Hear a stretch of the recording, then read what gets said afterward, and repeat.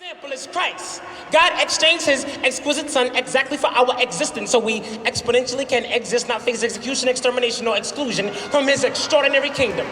He will expel and extinguish anguish, expedite healing, expose chance, and extenuating circumstance or expedition. He is so expeditious. This is no experiment you are experiencing. Your excellence excels in this, an expert with extraterrestrial experience and no expiration, period. Explore and examine his excess, excite the masses, express an extensive gladness, no exceptions. He will exceed your expectations upon examination with one explanation. He is the explicit exhibit I present with excitement. That's it.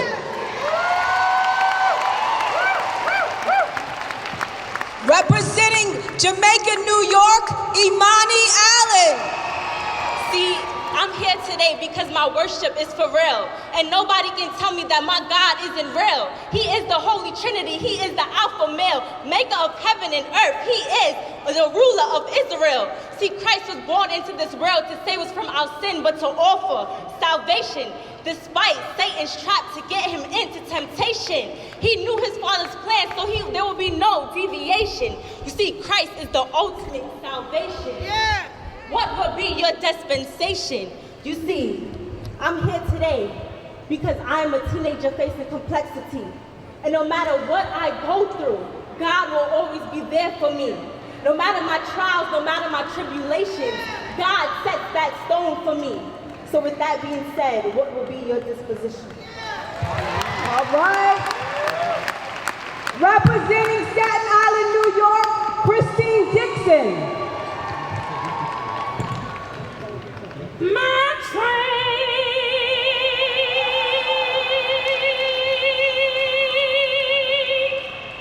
I am Harriet Tubman, and I was born in America, and I was enslaved, but God, I freed thousands of people, and I would have freed thousands more, but how can you free someone if they don't even know that they are enslaved? Mentally or physically enslaved. You see, when folks get on board, it is always nighttime. When they get off, it is such a bright time, 'cause my train is headed for freedom.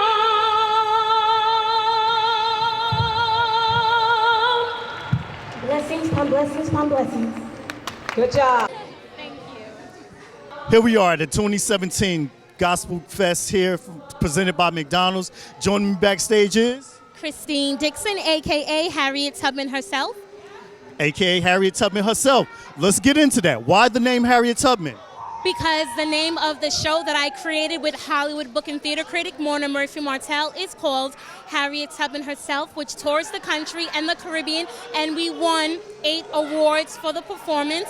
And I did a little poem about it today, and I sang a snippet of the Old Negro spiritual that Harriet Tubman actually sang on the plantation.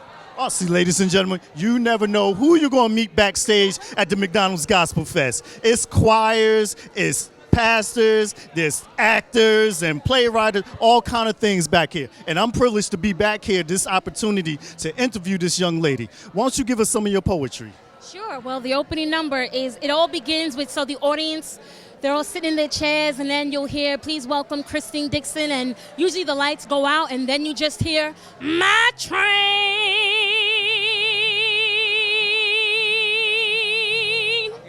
And then I'll open up with, I am Harriet Tubman, and I am a slave. I was a slave, but God, I freed thousands and thousands of people. How can you free someone when they don't even know that they are enslaved, be it mentally or physically enslaved? My mother and father were the last people that I ever brought to freedom. My mother once told me that she ought not to have ever have been enslaved. So I paid a lawyer to look up the will of my mother's first master, and there he found the little girl writ. See, my mother's real name is Harriet Green. My birth name is Araminta Ross. But at a young, tender age, when I was old enough to change my name, I changed my name to Harriet after my mother, whom I adored for many, many years. Woo, ladies and gentlemen, this set is on fire today, backstage at the McDonald's Gospelfest 2017.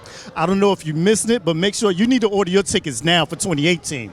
We need to get a jump on this thing because we need to bring more God back into our lives, back into this community. How do you think that what you're doing, your poetry, is impacting the community? Well, I know it's definitely impacting the community because I consider myself an edutainer. So either I entertain you as I educate you, or I'm educating you as I'm entertaining you. So either way, I'm leaving a bit of Harriet Tubman with each and every person whom I touch. There are people who are actors, but I am a channeler. Anyone can get up there and say, I'm Harriet Tubman, I was enslaved. But I get up there and I am Harriet Tubman. I am of the Ashanti tribe of Africa. Harriet Tubman's own living relatives told me that I channel their great-great-grand aunts. Ladies and gentlemen, I like her. Watch for this young lady, Christine Dixon. Thank you for joining us here at Giving That Life. We really appreciate what you're doing out there for the people, for the community, and for your life as well. I really, really appreciate it. Thank you, Christine. Thank you so much. Be blessed, brothers. Same to you. Let me show you a conversation. You know how diabetes runs in the family. We think of my poetry from. I spit every sentence. I understand. I laugh at the irony of men that want to say that men, they want an independent woman who are intimidated by a strong one. Last time I checked, weak women raise shockers with warriors. Women, love, they know love conquers all except addiction notices. I believe God celebrates Mother's Day because he knows he's the God of the goddess. Give it up for our poets, Miguel Pagan.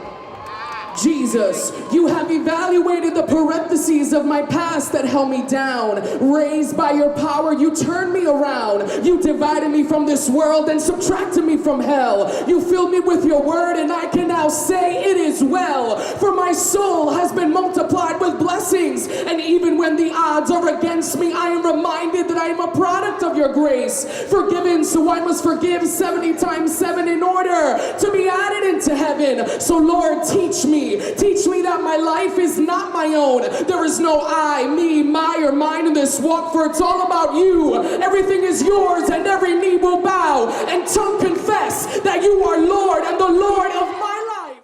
Hello, and welcome to the 2017 McDonald's Gospelfest here in Newark, New Jersey. And joining me is Miguel Pagan. Miguel. Miguel is a rapper? Poet. Rapper, poet, same thing. What inspired you to be a poet?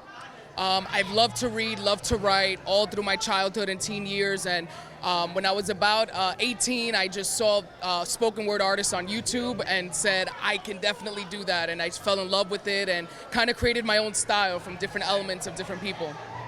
How do you think that your poetry is impacting our community today? Well, my poetry is very personal. Whatever I write, whatever I release is because I've lived it, I've experienced it. I have a poetry album titled I Know What I Speak Of, and it's very much that. Knowing what you speak of, encountering God, and speaking from a place of experience. So that's how I impact. They say speak it into existence. You mind if we hear a little something from you? Sure. So this is from Teach Me.